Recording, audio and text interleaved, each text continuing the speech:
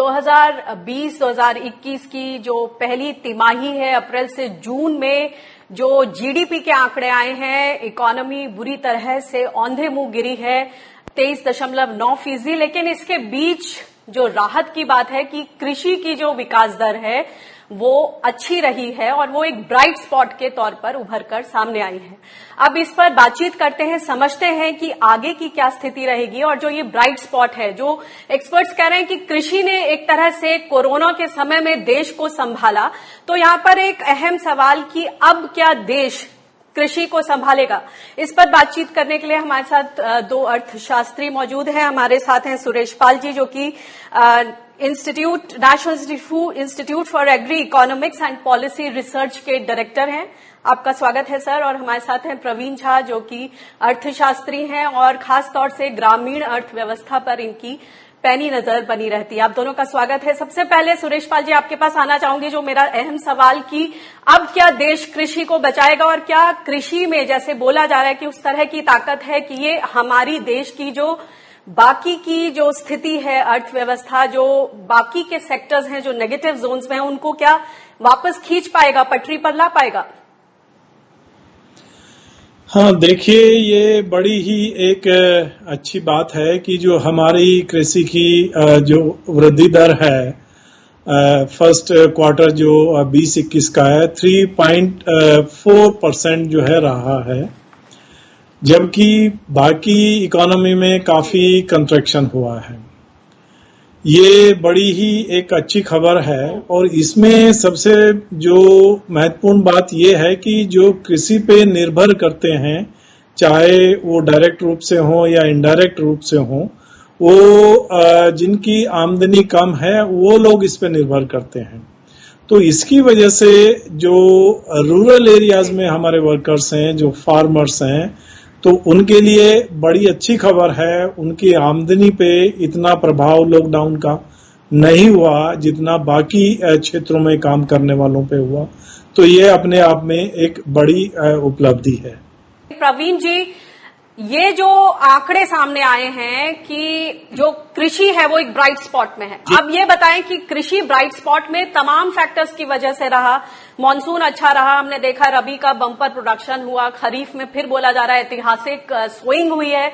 मगर जो ये रफ्तार है, क्या जिस गति से ये चल रहा है, जो इस पूरी स्टोरी के मेन नायक हैं, जो मुख्य पात्र हैं किसान, क्या उनको कहीं फायदा मिलेगा? देखिए, जो हाल में कई सर्वेक्षण हुए, मसलन अगर हम देखें कि जो CSDS का सर्वे था, जिसका नाम था गांव, उसके हिसाब से अभी बिल्कुल हाल के आंकड़े हैं, ये 1-2 महीना पहले का, इसी तिमाही को लेके था, इसी पीरियड को लेके था, जिसमें बताया जा रहा था कि 80% तक किसानों ने कहा कि उनकी आय में जबरदस्त कमी आई। उनके जो तमाम किस्म के कॉस्ट जो थे वो बढ़ गए। उनको अपनी उपज के लिए जो उचित मूल्य मिलना चाहिए था वो बिल्कुल नहीं मिला। तो अगर इन आंकड़ों को हम देखें और इसके साथ साथ जो बहुत सारे और सर्वेक्षण आए हैं सामने, अगर उनको हम ध्यान में रखें तो मुझे तो लगता है कि जो भी वृद्धि की दर बताई जा रही है, इसका लाभ 70 से 90% किसानों को शायद उपलब्ध नहीं हो पाया है। हुआ ये कि उनकी जो पोस्ट हार्वेस्ट प्राइस थी वो कस के क्रैश कर गई और उनकी जो जरूरत की चीजें थी, चाहे वो कृषि के लिए जरूरत की चीजें हो या बाकी और जो उनका उपभोग है उसके लिए जो जरूरत की चीजें थी, सबकी कीमतें जो है बढ़ती चली गई।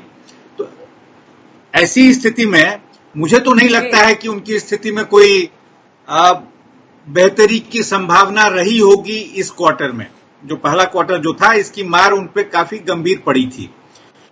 तो उसमें जैसा मैं ये बताने का प्रयास कर रहा हूं कि हमें दोनों चीजें देखनी, सप्लाई साइड और डिमांड साइड।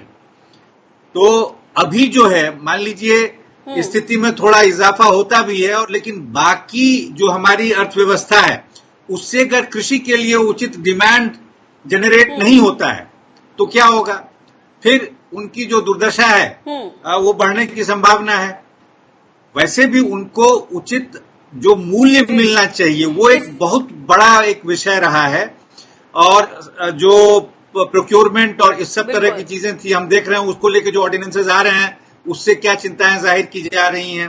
तो अगर सारी चीजों को आप ध्यान में रखें तो मुझे तो लगता है कि जो एक ब्राइट स्पॉट है भी उसको इन सारी चीजों के साथ जोड़ के देखना होगा। बहुत होने की ना मुझे दिखाई दे रही है। उसके साथ साथ अभी जो एक कृषकों पे गहन मार पड़ी है अतिवृष्टि की वजह से, उसका जो असर हो रहा है इसको फिर आपको ध्यान में देखना पड़ेगा। तो बहुत सारी चीजों को जो है चर्चा में लाना आवश्यक है मुझे लगता है। जी जी, एक और बात बताइए प्रवीण जी कि अब बोला जा रहा है कि जो खरीफ में जो बुआई हुई है, सोइंग हुई है, वो ऐतिहासिक हुई है। ऐसे में क्या आप इस तरह की संभावना देखते हैं कि आगे चलकर अगर कृषि का इसी रफ्तार से जिस तरह की कोई प्लानिंग सामने नहीं आ रही है, हालांकि नैरेटिव गढ़ा जा रहा है कि ऑल इज वेल, लेकिन फिर भी हम रोजाना में उस तरह की तस्वीरें देख रहे हैं कि किसान किस कदर परेशान है सही नीतियों के अभाव में। अब ये बताएं कि आगे अब खरीफ की सोइंग ऐतिहासिक हुई है तो आगे चलकर कहीं ग्लट जरूरत से ज्यादा उपलब्धता की स्थिति तो नहीं बन पाएगी, और अगर ऐसी बनी तो उसको लेकर किस तरह का कृषि रोड मैप सामने होना चाहिए? देखिए, सबसे महत्वपूर्ण बात ये है और कृषकों की ये मांग रही है, जितने सारे कृषक संस्थाएं हैं उन सब की ये मांग रही है, उचित मूल्य मिलना। तो उचित मूल्य के लिए क्या हमारे पास फ्रेमवर्क है? अभी तो स्थिति ये बन रही है कि जो एमएसपी है ये भी उनको मिलेगा कि नहीं, इस वर्ष भी मैं बता रहा हूं उस पे कोई विश्वसनीय खबर है नहीं जी। जो ऑर्डिनेंसेस पास किए गए हैं अगर हम उसको ध्यान में रखें तो जो एक रीढ़ की हड्डी थी उचित मूल्य की वो ही गायब हो रही है।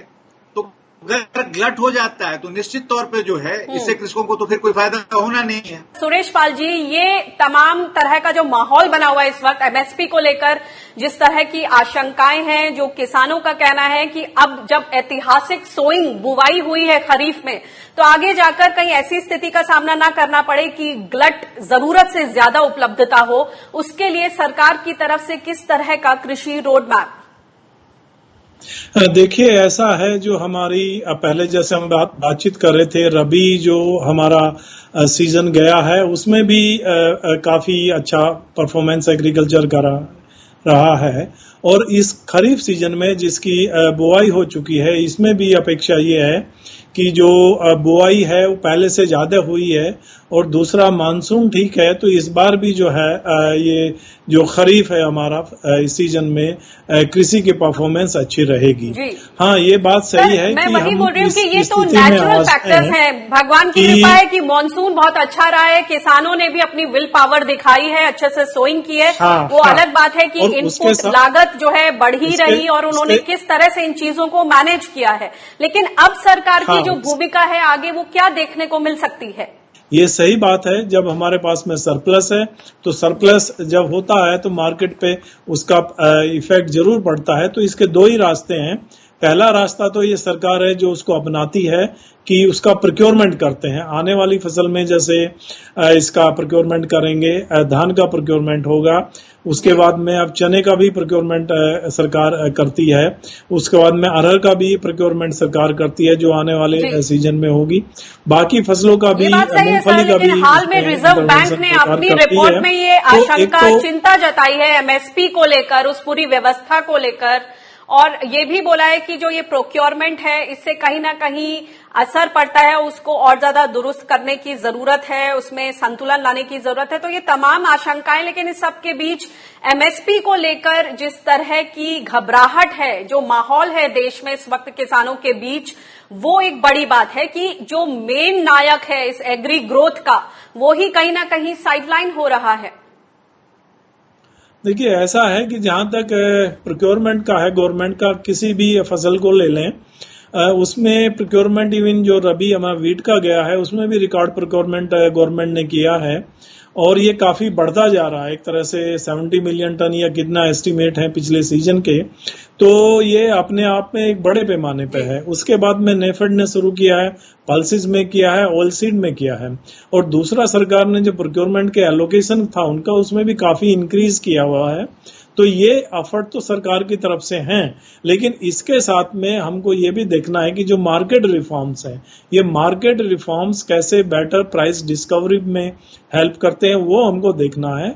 और दूसरा जो गवर्नमेंट का जो अभी प्रयास है कि जो एक्सपोर्ट है उसको हमें बढ़ाना है, उसको डबल करना है, तो एक्सपोर्ट निश्चित रूप से बढ़ाना पड़ेगा।